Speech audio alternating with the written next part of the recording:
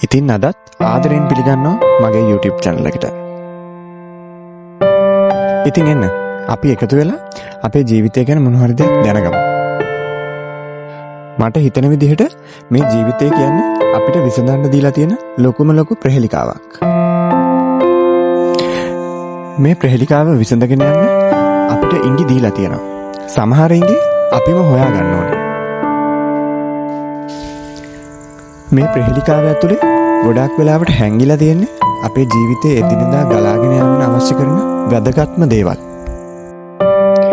ඒ කියන්නේ හැඟීම් දැනීම්, ආදරය, විරහව, වේදනාව, දුක, සතුට, බලාපොරොත්තු, ඉලක්ක කියන තවත් වැදගත් දේවල්.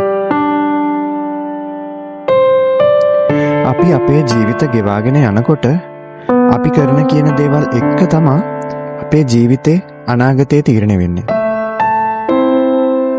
ප්‍රහෙලිකාවකදී වුණත් එහෙමනේ.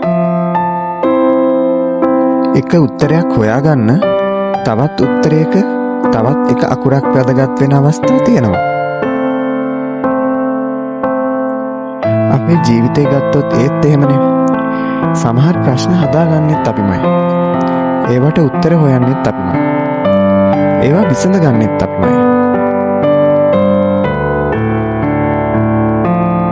ප්‍රහෙලිකාවක් පුරවද්දී වුණත් ඒ දීලා තියෙන ඉඟි දිහා බලාගෙන අපි ගොඩාක් වෙලා කල්පනා කරනවා උත්තරේ මොකක්ද කියලා.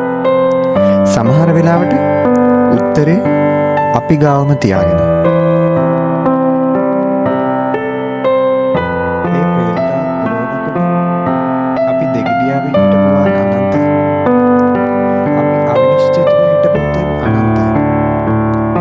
ගැලපුණත් තැන්, ගලපගත්තු තැන් අප්‍රමාණයි. නොදන්න දේවල් දැනගත්තු වාර, ඉගෙනගත්ත වාර අනන්තයි. ඉගෙන ගන්න දේවල් ගොඩයි. අපි ඒ ඉගෙන ගන්න දේවල් වලින් තමයි අපි පරිණත වෙන්නේ. ජීවිතය කියන ප්‍රහෙලිකාවට උත්තර හොයන්න. අපි පිළිවෙලකට වැඩ පටන් ගන්නකම් ප්‍රහෙලිකාව අපි දිහා බලාගෙන ඉන්නවා. සමහර වෙලාවට අපි උත්තර හොයන්න පටන් ගන්නවා. අපි උත්තර හොයනවා. අපි උත්තර බඳිනවා. ඒත් ප්‍රේලිකාව තාම එහෙමමයි. අපි මේක විසඳන්න පටන් ගන්න ඕනේ පිළිවෙලකට. ඒ පිළිවෙල නැතුව මේ ප්‍රේලිකාව විසඳන එක කරන්න අමාරු දෙයක්. එතකොට කොහෙන් පටන් අරගෙන කොහෙන් ඉවර කරනවද කියන එක අපිම තමා තීරණය කරන්න ඕනේ. මේ ජීවිතය කියන ප්‍රහෙලිකාව පුරව ගන්න තියෙන්නේ අපිට ඉතා සීමිත කාලයක්. ඒ සීමිත කාලය ඇතුලේ මේ හැමදේම විඳ දරාගෙන ජීවත් වෙනවා කියන එකටයි ජීවිතය කියන්නේ. මේ ප්‍රහෙලිකාව ඇතුලේ මේ හැමදේම විඳ දරාගෙන ජීවත් වෙනවා කියන එක හරියට බාධක දිවීමක් වගේ. එකක් ඉවර වෙනකොට තව මොකක් හරි අභියෝගයක් එක පිට එක එනවා. ඒවා අපිට නවත්තන්න බෑ. ඒකට අපි කරන්න ඕනේ මේ ප්‍රහෙලිකාව විසඳන්න පටන් ගන්න ඕනේ මුල ඉඳන්ම මොකක් හරි ලොකු ප්ලෑන් එකක් හිතේ තියාගෙන. ඒ ප්ලෑන් එකට අනුව වැඩ කරන ගමන් ඒ ප්ලෑන් එකට අනුව වැඩ කරොත් ඔයා සාර්ථකයි. ඒත් ඔයා මතක තියාගන්න ඕන ඉවර කරන්න බැරි වුණ ප්ලෑන් ගොඩක් මැද ඔයාගේ මරණය සාමාන්‍ය දවසක ඔයාව හොයාගෙන එනවා. එදා ඉඳන් ඔයා නැතිව ලෝකේ ඉස්සරහට යනවා.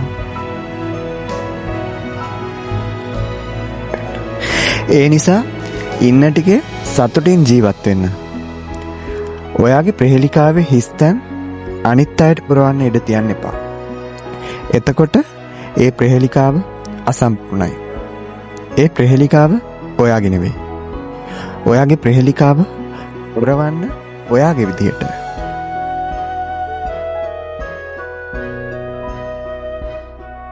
කොහොම වුණත් අර කියපු මරණය ඔය ප්‍රහේලිකාව ඇතුලේ දවසක ඔයාව හොයාගෙන එනවා. මාවත් හොයාගෙන එනවා. ඉතින් ඒ මරණය කියන දේ ඔයාව හොයාගෙන එනකන් ඔයා ඔයාගේ ප්‍රහේලිකාව පුරවගෙන යන්න. මොකද ඔය මරණය කියන එකත් හැංගිලා තියෙන්නේ ඔය ප්‍රහේලිකාව ඇතුළේම තැනක.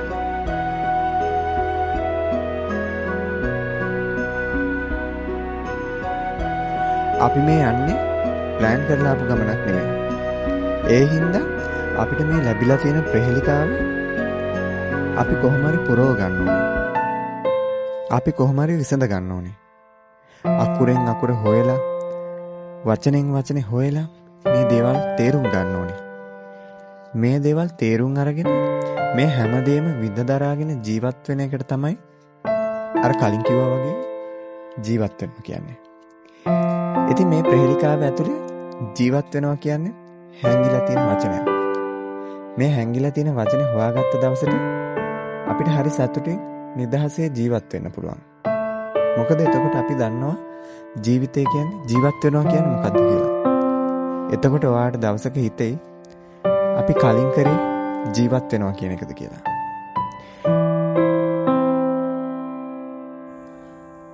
ජීවත් වෙනවා කියන්නේ සල්ලි මිල මුදල් හොයලා කාලා බීලා නිදා ගන්නවා කියන එකම විතරක් නෙවෙයි කියලා ඔයාට තේරෙයි. එදා දවසට ඔයාට ඔයා ගැන සතුටක් හිතෙයි.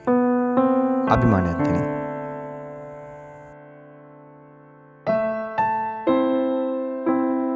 කවදාවත් ඔයාගේ ප්‍රහේලිකාවේ හිස්තැන් අනිත් අයට පුරවන්න ඉඩ තියන්න එපා. එතකොට ඒ ප්‍රහේලිකාව අසම්පූර්ණයි. ආයෙත් හොඳින් මතක තියාගන්න.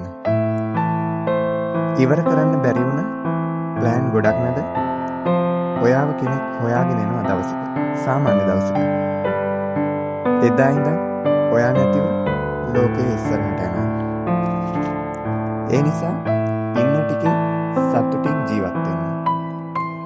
සතුට කියන්නේ මොකක්ද කියලා හොඳටම විඳින්න. ආයෙත් දවසක මේ වගේ කතාවක් අරගෙන හම්බෙන්න. ගිහින් එන්න.